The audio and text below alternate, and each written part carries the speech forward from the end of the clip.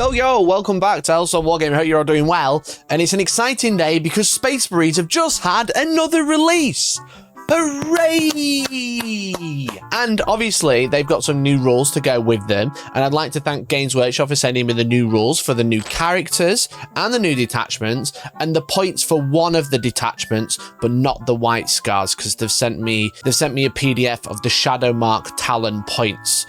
Which last I checked were very public. And in this video, I'll be nothing but positive, because if I give my own opinion about anything, I get shat on, like I did in the Drukhari review. But I'm going to be going through both new characters and the new detachments today. I'll be starting with the White Scars, who have Saboden Khan as a new character. And here's his new data sheet that I've remade. Saboden Khan is on essentially a flying outrider, and he comes in at a whopping 115 points. And I say whopping because it's not that expensive, I don't think. He's got two weapons, the Onslaught Gatling Cannon on his bike. He's also got Heavy Bolt Pistols, as you probably expect. And he has two combat weapons, the Storm Tooth, which I think you'll probably use in most combat phases, and a Power Sword. He moves 12, he's T5, he's got 8 wounds, which is quite chunky for a Space Marine character. You don't see that very often, to be honest. And he's OC2. Because he's on a bike, I guess. I don't know. Holds objectives better because he's got a bigger base. I don't know. But obviously the most interesting thing is Stormtooth has Lance, Anti-Monster, and Anti-Vehicle 4+, with 6 attacks in on 2s, Strength 6, -2, and 2 damage, which is actually pretty sick, I think. I think that's actually a really nice profile for a Space Marine character. And obviously with him being on a bike, he's quite fast. He's going to be able to make combat quite quickly. This isn't including any of the detachments, including the new detachment he gets to go with. He also has 2 rules called Spear of Chogoris. This model's unit is eligible to shoot and declare a charge in turn in which it advanced or fell back. So no matter what detachment, this unit can advance and charge and advance and shoot, which is makes him quite quick. You know, average move of 16 on a dice roll, you know what I mean? Without any other buffs, like 16-inch move is really quick to just act as normal, essentially. If he's already eligible to shoot and declare a charge in turn which he advanced, he gets +1 to advance and charge rolls instead. So this will come up in the Stormlance detachment or his own detachment, the Spear Point Task Force. If you spend a CP to advance and shoot, he'll get +1 to advance and charge as well, which is pretty sick. Also, they have a rule called Skilled Riders, so him and the unit that he's attached to, when making a normal advance, fallback, or charge move, which is actually crucially normally just a normal move, it can just go through terrain. Now, Outriders have quite large bases, and he's probably going to have a quite large base as well, so being able to pop through terrain for no CP cost, no detriment, just at any part of the turn, essentially, because usually it's just a normal or fallback move or advance. It's not normally charge as well. You can really stage him behind a wall and pop through a wall on the charge and like tag something, potentially getting +1 to charge, advancing into position earlier on, and then having quite a nasty combat profile with Lance and Anti-Monster, Anti-Vehicle 4+. So he's not wounding much in the game, and less than a 4-up with his 4 attacks. Obviously, the only unit he can attach to is Outriders because he's on a bike. But coming in at 115 points, I think he's actually quite a cool character, and he comes with quite a cool detachment. Now, the Spear Point Task Force is essentially a rewrite of the Stormlance Task Force. This is like a White Scars themed one on steroids, essentially. So what they've been doing with these new characters, these new Space Marine characters, is going, okay, we'll launch a new character, and then we'll launch one of the old detachments, but kind of rewritten for 2025 40k rather than 2023 40k, you know? So Storm Swift's Assault, which is the main rule, is a declare a charge in a turn in which advance or fell back, which is exactly the same as Stormlance. I'll be referring back to Stormlance quite a lot for like comparison, because a lot of this is similar, but there's new stuff such as Wrath of the First Khan. So in these detachments, the character of the new character that comes out with these detachments gets a cool new rule. It says at the end of the fight phase, if a Saboden Khan unit from your army is destroyed, 1 or more enemy units in the phase and is not within engagement range, you can make a normal move up to 6 inches. That's a pretty fun little addition to be able to advance and charge through walls, and now he can make a free 6-inch move after he's fought, as long as he kills a unit, or as long as he's not. It's pretty good. I think that's pretty decent. I think that's a pretty decent detachment rule. Obviously, just taking Stormlance and just giving it more. Now, there's a bunch of enhancements. Like I said, I don't have the points for the enhancements for some reason. But the Shadow Mark Talon ones, I'm sure they're great. Spear Point Paragon is exactly the same as Fury of the Storm for the +1 attack. Stormseer's Wisdom is the same as Portents of Wisdom with a reroll advance rolls. Hunter's Eye is actually a brand new one. It's Adeptus Astartes model. Range weapons equipped by models in the bearer's unit have the sustained one and ignores cover ability, which is a pretty fun one. It's actually harking back to a very old White Scars enhancement that you used to be able to give to Centurions that I used to run back in the day, back in 7th. It's the same name. It's essentially the same ability, so that's pretty fun. And then you got Chigorian Huntmaster, which is the same as Hunter's Instinct for the Strat Reserve. There's 6 stratagems along with this detachment. You have Armor of Contempt and a few others that are very similar, but you actually lose out on Blitzing Fusilier, which is with the advance and shoot, and Full Throttle, which is the auto advance 6 or 9 if you're mounted. So now you have Spear Thrust and Saber Swing, which is like Shock Assault essentially. So Shock Assault was reroll charges and gain Lance. Now you can select either Lance or Lethal until the end of the phase. Models equipped by the unit have the selected ability. If you are mounted, you gain both. We've already spoken about Saboden Khan being able to give him naturally have Lance. The unit now, if they spend his 1 CP, they charge into combat through a wall, they have Lance and Lethal on the entire unit rather than just Lance on Saboden. So that's a pretty fun strat. You just lose that on the reroll charge. Mobile Lethality is just a good one. It allows you to fall back, shoot, and charge. You can already fall back and charge, but you can't shoot when you fall back, and you can't. But it allows you to also just advance and shoot, which is essentially Blitzing Fusilier. There is Hunter's Instinct, which is the same as Windswift, which is the reactive move. And then Evasive Maneuver, which is essentially Ride Hard, Ride Fast. It's just got a new name. And then the new one is Withdraw and Regroup. And essentially, you choose a mounted or a flying vehicle that is not within engagement range and put it in Strategic Reserve. So a pretty fun detachment. I've been personally playing Stormlands quite a bit with my Ultramarines. The detachment overall is pretty good. This is a better detachment, and what's interesting is the Spear Point Task Force as it stands doesn't have the limitation of, oh, if you run this detachment you can only run White Scars, you can't run any other chapter. At this moment in time, along with the Hammer of Averni, which is the other one we're going to be talking about, they don't have that same limitation of the Raven Guard one, for example. Sorry, I'm having to download a 178-page document to read one line of text. For example, Wrath of Dawn, which is the Imperial Fist detachment they have. Your army can include Imperial Fist units, but it cannot include any Adeptus Astartes units drawn from any other chapter, which means you wouldn't be able to run Emperor's Shield as Ultramarines, for example, because obviously they don't have the Imperial Fist keyword. However, the 2 new detachments that are coming out today do not have that restriction, so you can run this as Ultramarines.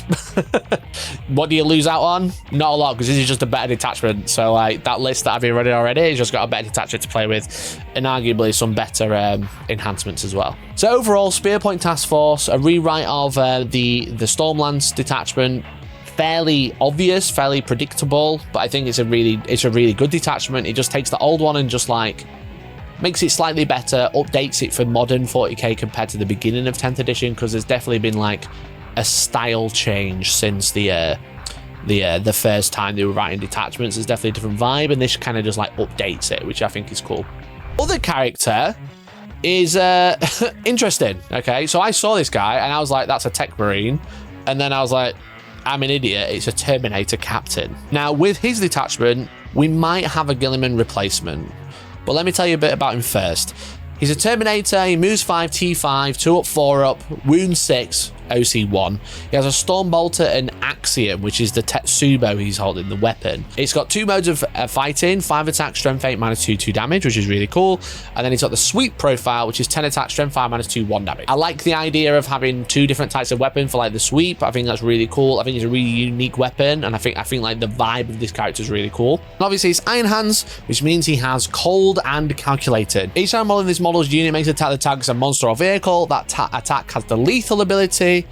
Each time it targets anything else, it has the sustained 1 ability. Now he can lead Terminators or Assault Terminators. This is great. This is just really good. If you're taking a Terminator captain, this is really, really good. And I should say that he's coming in at 100 points, which is, I think, for that sort of ability, if you're taking Terminators already, which, you know, Terminators have been out of favor for a little while, maybe with this new detachment you might be more interested, but that's kind of like jumping ahead of ourselves. I think this is a great ability, like being able to have lethal on something big and sustain and everything else. If you play Custodes, for example, you played against Custodes, that's essentially what they do. They're like, I'm going to go lethal from into a vehicle and sustained into everything else when they're in combat. You get that for any attack, which is cool. Just like shooting or combat, sustained or lethal, depending on what you fight in. Really great ability. It comes with another good one. It's got Cerebrex's Logic Engine. It's at the start of the declared battle formation step, you can select one Adeptus Astartes infantry unit. It gains the Scout 6 ability. And in my head, I was like, holy shit, Centurions. I was like, holy shit, Centurions, because the detachment is going to be a new Iron Hand detachment. It's going to be a new Iron Storm detachment. This is going to be so sick. Scout 6 Centurions is going to be hilarious because they're quite slow. There's no way to like deep strike them anymore like you used to be able to, so you can just kind of go, okay, cool, Scout 6, there we go, Centurions back in the game. I thought that was really cool. I thought that was really good. And then he has another ability as well, because it's not one or the other, it's both. After both players are deployed, you can select one Adeptus Astartes infantry for your army, redeploy it. When doing so, you can put it in strat reserve. So you get a free redeploy, you give a unit Scout 6, the unit is attached to, it gets sustained or lethal depending on what they're fighting, and it's pretty good in combat, all for 100 points. I think this is a great character, really, really great character. And I think he works really, really well. And then I was like, right, okay, let's see if Games Workshop broke the Iron Storm rewrite. And then they didn't rewrite the Iron Storm detachment. He's got the First Company Task Force detachment. This is essentially kind of like a rewrite of Emperor's Shield from the Imperial Fists. I know, we were all expecting Iron Storm being rewritten to be super duper Iron Storm and extremely broken. This isn't it. This is completely different. So it's kind of like a bit of a mixture of the First Company Task Force, but a little bit different compared to like Emperor's Shield. So it's called the Hammer of Averni, or Averni. It's got Calculated Annihilation. Each time a model from your army makes an attack that targets the Oath of Moment target, you can re-roll a wound roll of 1. That is already pretty good. The First Company Task Force detachment ability is 1 per game. You can re-roll wounds against the Oath of Moment target. And it's already throwing me off because this obviously is a Terminator character. This detachment wants you to run Terminators and Dreadnoughts, you know, which is very on brand for Iron Hands, to be fair. They give Karnak Var recalculate as a rule. So once per battle round, after your Oath of Moment target is destroyed, if Karnak Var model from your army is on the battlefield, select one enemy unit visible to that model. That enemy unit becomes your Oath target until you select a new one, which is really great. It's almost double Oath like Guilliman, but not 400 points, it's 100 points. Now, he's obviously not Guilliman in combat, he's not Guilliman in survivability, and he's not quite Guilliman double Oath and giving out a free strat, but he's also only 100 points compared to the 400 that Guilliman is, so just shy of 400 these days. I think that's really, really great. Really, really great ability. And it's just have him on the battlefield, and that just another rule that you get for 100 points, essentially. You get the Scout, you get the sustained and lethal, you get the redeploy, and now you get a second Oath as long as you can see a second target. That seems pretty cheap for 100 points. What I should say, and what I didn't mention during the White Scars one, if you skipped ahead or if you're not seeing it, conversation right now in competitive 40k is whether these detachments actually get access to the +1 to wound from Oath of Moment. They just dropped another FAQ. They dropped an update. Now they do, or they should do when they're available in the faction packs, which technically they're not right now, but they will be, probably, maybe. So, great detachment rule, especially you've got Karnak Var. The enhancements, you have Spiritus Ferrum, which is the same as Imperium Sword. You get Magician's Roar, which is the same as Fear and Made Manifest, and they're all the same points as well, I should say, because I have to point to these ones. Iron Laurel is the same as Rites of War, but then you get a new one, which previously gave you a 5+ Feel No Pain, and then you could once per game give the unit 5+ Feel No Pain. It just says the new one's called Steel Font, and Adeptus Astartes Terminator model only. While the bearer is leading the unit in your command phase, you can return 1 destroyed bodyguard model to that unit. So that's pretty decent. What you can actually do with that is kind of have like a brick of 10 Terminators with Karnak Var attached and Ancient in Terminator armor, all attached to the same unit with that upgrade. So now you've got a unit that does lethal against vehicles, sustained against anything else. You've got +1 to hit. You've got the buffs from the Terminator unit, and now you're restoring bodyguards. You're already investing quite a lot of points into Terminators. Another 15 isn't going to hurt, and now you can start reviving them. So pretty fun enhancement. Now the stratagems, a lot of them are very similar.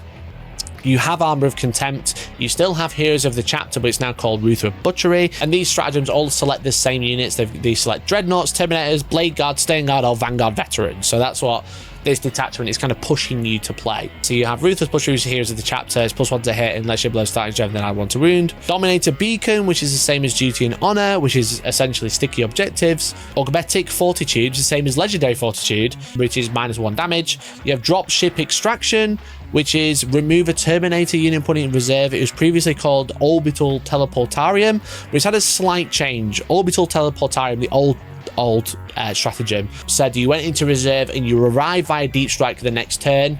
Now it just says put that unit into reserve, which kind of matches, like I said, the updated wording of 10th edition, where you go into reserve, but you don't have to come down the next turn. You can just come down whenever you want. You know, you can use a turn 1 then come down turn 5 if you really want to.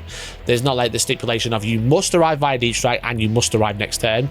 It now just says pick up a Terminator unit, go into reserve, because that's, again, fairly standard rule terminology now. You know, up, down is usually up, down when you feel like it, rather than up, down straight away. And then there's a new one called Cogitated Ferocity, which again selects Dreadnoughts, Terminators, Blade Guard, Staying Guard, Vanguard Veterans. In the fight phase, you gain sustained or lethal in melee, and that's it.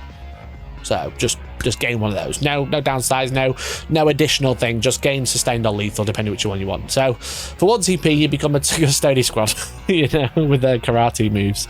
Hammer of Averni, pretty interesting one. Like I said, I was expecting an Ironstorm detachment rewrite rather than another First Company Task Force rewrite. I think maybe Games Workshop were kind of nervous about rewriting an Ironstorm detachment because consistently with Iron Hands, whenever they've given them a bone, they've taken that bone and broken the meta. It's been very consistent in nearly every edition now that something has, like, from Iron Hands specifically, has become extremely broken. We kind of had it at the beginning of 10th as well with the Black Templars Ironstorm detachment, because they could take way more tanks and way more melter guns with them. Kind of feels like with this, they've kind of gone, you know what, let's focus on Terminators, because then it can't become a horrific shooting army like it usually happens. But I think the Canuck Gavar is one of the best Space Marine characters in the game. If not one of the best characters, for, like I said, for a measly 100, you know, like 100 points he is. That's what I've been told so far anyway. They might change him before the rules are, like, officially revealed or release, sorry. But I think, like, you just get so many buffs from him for exclusively just 100 points, you know, like 5% of your list. He's literally missing grenades as a keyword. I think that's about all he's missing, which is pretty impressive for so little points. And especially in that detachment, I think he's very, very scary. And I like the idea of, like, running loads of Terminators, running loads of Dreadnoughts and Stern Guard and Vanguard Veterans. Like, I think when First Company Task Force first came out, everyone kind of looked at it and went, nah, I'm good. But I think with the fact that you have that that second oath target and you're always getting reroll ones, it just feels a lot more consistent, because you're getting value out of that detachment rule. Well, both detachment rules every single turn rather than once per game, which it was as it was First Company Task Force. I apologize I didn't go over the, like, comparing it to the Imperial Fist one, because I completely forgot the Imperial Fist had a detachment, because there's just so many now. It's almost like we have Rule Bloat, which I made a video about already. But overall, I think the Iron Hands one is very interesting, and again, it doesn't have that limitation of running it as a certain detachment. It just gets better if you run it with the character that's supposed to be run. But Spear Point Task Force is probably going to be my consistent competitive detachment for the foreseeable until something better comes out. But Iron Hands look very spooky, and I'm hopefully going to be playing them live on stream. I haven't been sent the models, but I'm sure we can work it out. So thanks to Games Workshop for sending over the rules and most of the points this time. We are one step closer to getting everything that we should have for a review. And hopefully we'll catch you next time. Appreciate you, and bye!